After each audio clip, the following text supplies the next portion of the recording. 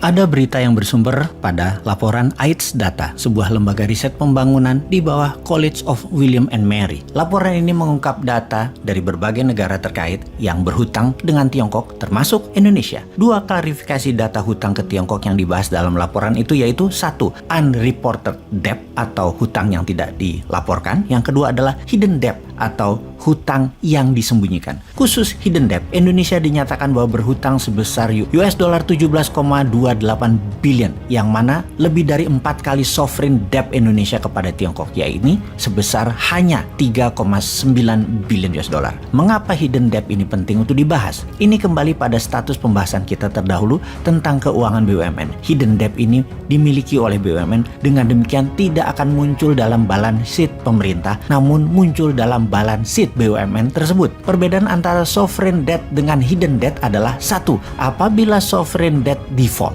maka tidak ada satu negara pun di dunia ini dapat membangkrutkan negara lain karena sovereign debt ini. Biasanya menyelesaikannya dilakukan dengan revolving hutang dengan tenor dan bunga yang baru, atau diselesaikannya oleh IMF dan World Bank. Lain halnya dengan hidden debt. Jika default, maka satu, pertama, ditawarkan kepada pemegang saham mayoritas BUMN, yaitu pemerintah, untuk membayar debt ini. Dan dua, jika tidak tersedia maka aset diambil, dan jika tidak cukup maka aset-aset pemerintah lainnya ikut disita. Ingat, ini bedanya ya. Inilah bahaya hidden debt. Garuda, PLN itu berpotensi hilang aset atau diakuisisi asing. Memang pejabat BUMN membantah bahwa hutang-hutang ini tidak dipublikasikan secara transparan kepada publik dengan merujuk pada laporan Bank Indonesia. Tetapi maksud hidden debt dalam penelitian ini lebih kepada tidak dimuatnya hidden debt ini di balance sheet pemerintah. Karena tetap saja pemerintah berpendapat bahwa penyertaan modal pemerintah dalam BUMN itu bukan fiskal. Ini aneh sekali. Ya,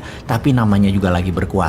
Ini yang ditakutkan mereka kalau suatu hari mereka tidak berkuasa lagi. Aturannya dibalik ke sebagaimana seharusnya. Mereka bisa kena pasal pelanggaran dan penyalahgunaan kekuasaan. Dan ini penjaranya panjang, baju oranyenya panjang hal ini, dan banyak lagi berjamaah. Oke, kita lanjut. Jadi paling aman sampai tahun 2024 atau 2029 masih dikawal mereka. Kalau perlu tambah 3 tahun dulu diperpanjang jabatannya dengan alasan pandemi. Lalu 2027-2032 juga masih diperpanjang kekuasaannya ala Putin. Tukar presiden dengan perdana menteri, balik lagi presiden. Jadi yang jadi wakil presidennya adalah presiden sekarang. Pokoknya diputar-putar aja, tukar presiden jadi wakil presiden. Lalu dari 2032 dan 2037, 10 tahun tambahan ini masih kelompok mereka juga. Mirip Putin aja mengendalikan Rusia. Ya nggak apa-apa juga, namanya juga mereka berkuasa. Semua ini bisa-bisa saja, namun digaransi Indonesia akan tetap menjadi middle income country. Sekali lagi, apapun yang mereka lakukan tidak akan membuat Indonesia menjadi negara maju, tidak buat miskin. Namanya middle income country, nggak naik nggak turun. Ya udah, kalau rakyat emang senang begitu, pilih aja mereka lagi. Tapi kalau mau maju menjadi superpower, pilih New Mind. Sekali lagi, Indonesia dibuat tidak kaya dan dibuat tidak miskin, tetapi pejabat dan oligarkinya kaya raya melintir-melintir. Baiklah, kita kembali ke topik hutang disembunyikan dari APBN. Pada prinsipnya, ekonom barat tetap berpendapat hutang Tiongkok yang tidak dipublis atau hidden debt digolongkan kepada fiskal dengan istilah kuasi fiskal. Kuasi fiskal ini saat ini menjadi pertanyaan. Yang nanggung negara kok dibilang tidak ditanggung sih? Oh, kalau diangkat atau dimasukkan APBN menjadi hutang negara, maka akan tercatat hutang negara dari PDB bisa membuat pemerintah saat ini di-impeach dan bisa dicopot di tengah jalan karena melebihi batas hutang. Wih, jangan sampai terjadi begitu deh. Oke deh, kita sambung untuk menyaksikan video lain lagi yang bisa menjadi pelajaran buat Anda semua. Terima kasih sahabat. Pemerintah utangnya meningkat, ya. Pemerintah bilang kecil utangnya itu bandingkan sama Jepang. Jepang itu utangnya 215% dari PDB, Indonesia cuma 29%. Tapi jangan lupa Jepang juga ngasih pinjam ke Amerika, jadi dia debitur dan kreditur. Indonesia bunganya tinggi, Jepang bunganya 0, jadi bebannya besar. Kemudian Jepang utangnya itu 90% kepada rakyatnya sendiri, jadi kalau bayar bunga uangnya nggak lari.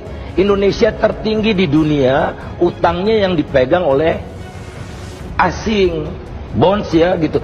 Jadi jangan nyesatkan juga dong gitu, seolah-olah Indonesia utangnya nggak ada apa-apa gitu. Faktanya adalah Indonesia berutang karena apa? Karena pengeluarannya meningkat, pendapatannya turun. Tax ratio 5 tahun terakhir turun. Di era Pak Jokowi setiap tahun tax ratio turun. sehingga penerimaannya naik, pengeluarannya turun. Nah, akibatnya utang tambah banyak. Nah, utang tambah banyak itu saya ingin katakan alokasinya lebih banyak untuk material, kedua bayar bunga, ketiga baru capex. Disitulah infrastruktur.